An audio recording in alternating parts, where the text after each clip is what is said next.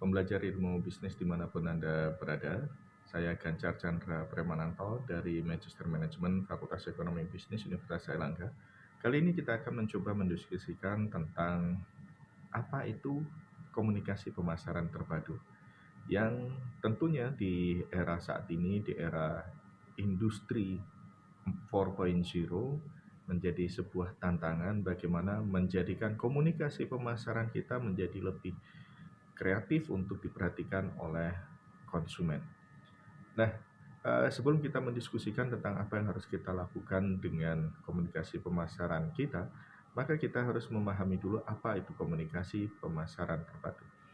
Nah, tentang komunikasi pemasaran secara umum kita bisa munculkan komunikasi pemasaran pada dasarnya adalah alat, sebuah sarana, sebuah alat yang dilakukan oleh perusahaan dalam rangka untuk menginformasikan, mempersuasi, dan mengingatkan kepada konsumen tentang produk dan merek yang mereka jual, baik secara langsung maupun tidak langsung. Nah, dari definisi ini, maka intinya adalah bahwa komunikasi pemasaran adalah sebuah komunikasi, sebuah proses untuk menyampaikan pesan dari satu pihak kepada pihak lain, dalam hal ini adalah dari perusahaan kepada konsumen, kepada target pasarnya. Nah, pesan ini kemudian dengan tujuan antara lain yang pertama untuk menginformasikan, terutama kalau ada hal-hal yang belum diketahui oleh konsumen. Kalau ada hal-hal baru yang harus disampaikan kepada konsumen. Hal kedua, berkaitan dengan tujuan komunikasi pemasaran adalah untuk mempersuasi agar konsumen tertarik untuk mengkonsumsi, untuk mencoba produk dan jasa yang ditawarkan oleh perusahaan. Kalaupun sudah mempersuasi, maka bisa jadi tujuan perusahaan adalah untuk mengingatkan konsumen bahwa perusahaan dan mereknya masih ada, mereka masih memproduksi, masih aktif. Maka ini adalah 3 tujuan utama dari aktivitas pemasaran adalah to inform, to persuade, to remind.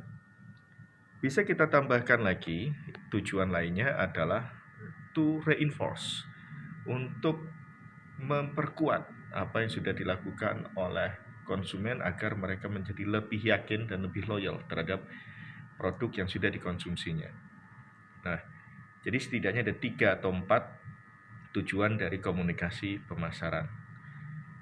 Nah, bisa jadi komunikasi pemasaran dilakukan secara langsung, yaitu kepada konsumen yang menjadi target, atau bisa jadi secara tidak langsung, yaitu harus melewati pihak lain, melewati komunitas, melewati opinion leader, yang di saat ini bisa jadi kita memerlukan vlogger-vlogger, kita memerlukan youtuber-youtuber untuk mengkomunikasikan produk kita tentang keunggulannya dibandingkan dengan merek dan produk lain.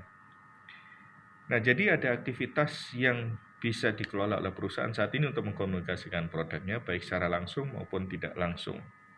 Ya. Berkaitan dengan komunikasi pemasaran terpadu, mengingat bahwa aktivitas dari komunikasi pemasaran sangat beragam sekali. Bukan hanya kita bicara masalah iklan, karena pada dasarnya iklan hanya sebagian kecil elemen yang digunakan untuk komunikasi pemasaran. Bahwa elemen-elemen dari IMC sangat beragam sekali.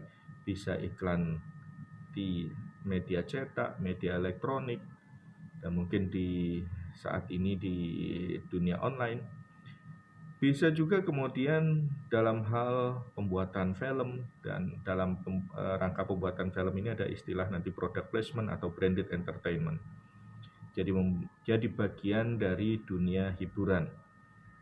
Bentuk lain lagi adalah promosi penjualan, atau bisa juga direct marketing, kemudian pembuatan reklame, personal selling, point of purchase, word of mouth, dan sebagainya. Jadi elemen-elemen dari komunikasi pemasaran terpadu sangat banyak dan sangat beragam. Mengingat banyaknya alat-alat tersebut, maka pada dasarnya tidak semua hal harus kita gunakan elemen-elemennya.